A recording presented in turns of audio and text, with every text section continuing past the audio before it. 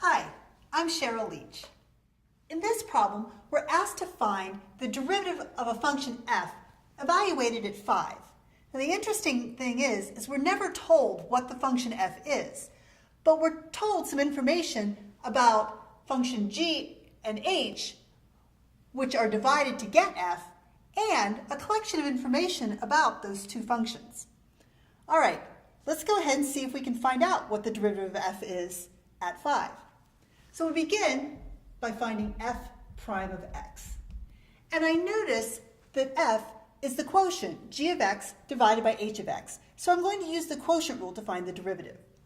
So I'll begin with the bottom times the derivative of the top, minus the top times the derivative of the bottom.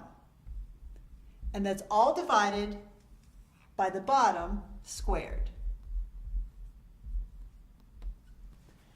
Okay, well that's the general derivative, but I'd like to find the derivative at 5. So I'm going to plug 5 in for all the x values. So f prime of 5 is h of 5 times g prime of 5 minus g of 5 times h prime of 5 all over h of 5 squared. Now, if you notice, the collection of data that I was given fits exactly with what's required to find this derivative. So I'm going to plug in the different values. So the first thing I need is h of 5, and I know that h of 5 is 3. The next piece I need is g prime of 5. Well, g prime of 5 is 6. Then I'm going to subtract g of 5. G of 5 is negative 3, multiplied by h prime of 5. H prime of 5 is a negative 2.